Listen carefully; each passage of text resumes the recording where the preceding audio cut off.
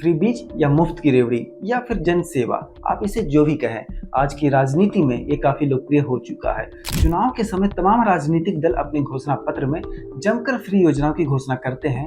अब धीरे धीरे इसके दुष्परिणाम भी हमारे सामने आ रहे हैं।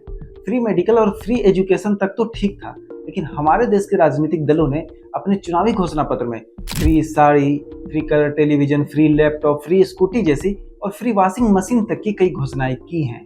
इस वीडियो में हम बात करेंगे कि आखिर ये फ्री बीज की राजनीति की नींव कहां पड़ी, इसकी शुरुआत कैसे हुई, पूरा इतिहास इसका जानेंगे। लेकिन उससे पहले ये जान लेते हैं कि बुधवार के दिन सुप्रीम कोर्ट ने इन फ्री बीज पर क्या कुछ कहा है।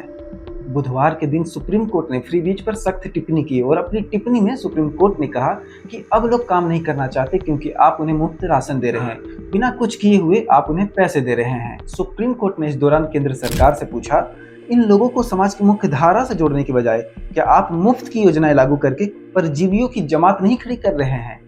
कोर्ट ने आगे कहा, हम आपकी परेशानी समझते हैं, हम आपकी सराहना करते हैं, लेकिन क्या यह अच्छा नहीं होगा कि आप ऐसे लोगों को मुख्य धारा का हिस्सा बनाएं और उन्हें देश के विकास का हिस्सा बनाएं। गरीबी उन्मूलन मिशन पर जानकारी मांगते हुए सुप्रीम कोर्ट ने अटॉर्नी जनरल से कहा कि कितने समय में यह मिशन पूरा होगा, केंद्र सरकार से हमें जवाब मांगकर बताइए।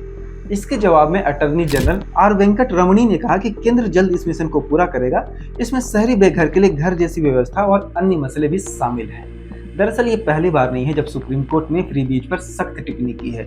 इससे पहले भी सुप्रीम कोर्ट ने 9 दिसंबर 2024 को केंद्र सरकार से पूछा था कि आखिर कब तक ऐसे ही लोगों को मुफ्त राशन बांटा जाएगा, सरकार इसके बजाय रोजगार के अवसर पैदा क्यों नहीं करती है। इससे पहले 15 अक्टूबर 2024 को सुप्रीम कोर्ट ने फ्री बीज को लेकर केंद्र सरकार और इलेक्शन कमीशन को नोटिस जारी किया था। फ्री बीज पर फिलहाल सुप्रीम कोर्ट में 2 मुख्य याचिकाएं हैं। याचिकाकर्ता शशांक जय श्रीधर के वकील बालाजी श्रीनिवासन ने सोमवार 14 अक्टूबर को तत्कालीन सीजीआई DY चंद्रचूड़ की बेंच के सामने इस मामले को उठाया था।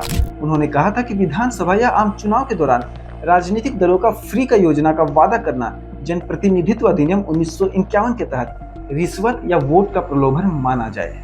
जनवरी 2022 में भाजपा नेता अश्विनी उपाध्याय ने एक याचिका दाखिल की और अपनी याचिका में उन्होंने मांग की थी कि मुफ्त की घोषणा करने वाले राजनीतिक दलों की मान्यता रद्द कर देनी चाहिए। सुप्रीम कोर्ट ने एक सुनवाई के दौरान 11 अगस्त को कोर्ट में कहा था कि राजनीतिक दल फ्री की योजनाओं को लेकर क्या पॉलिसी अपनाती हैं, इसे रेगुलेट करना इसी के नियंत्रण में नहीं है। इसी ने इस दौरान यह भी कहा था कि सुप्रीम कोर्ट इसे लेकर दिशा निर्देश जारी करे, उसे लागू करने की जिम्मेदारी इसी की होगी।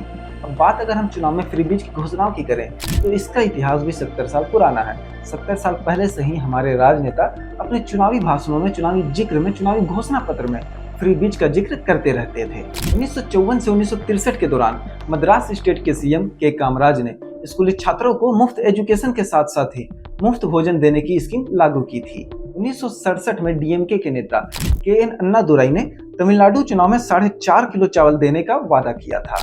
1982 में MG रामचंद्रन ने ही के कामराज की तरह स्कूली छात्रों को भोजन देने की योजना फिर से लागू की।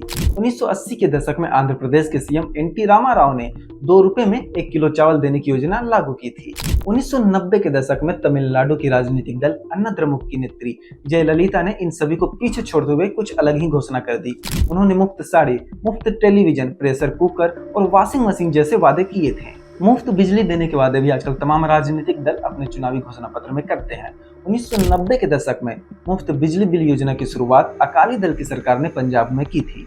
2006 के तमिलनाडु विधानसभा चुनाव में डीएमके ने सभी को मुफ्त में कलर टेलीविजन देने की घोषणा कर दी थी। और तमिलनाडु के राजनीतिक दल तो इस मामले में काफी आगे रहते हैं। तमिलनाडु के राजनीतिक दल अभी तक गैस स्टोव, साड़ी, जमीन और पैसे देने की भी सीधी तौर पर घोषणा कर चुके हैं। 2013 में आम आदमी पार्टी का गठन हुआ और इसके बाद ही इस मुफ्त की राजनीति में एक नई क्रांति आई।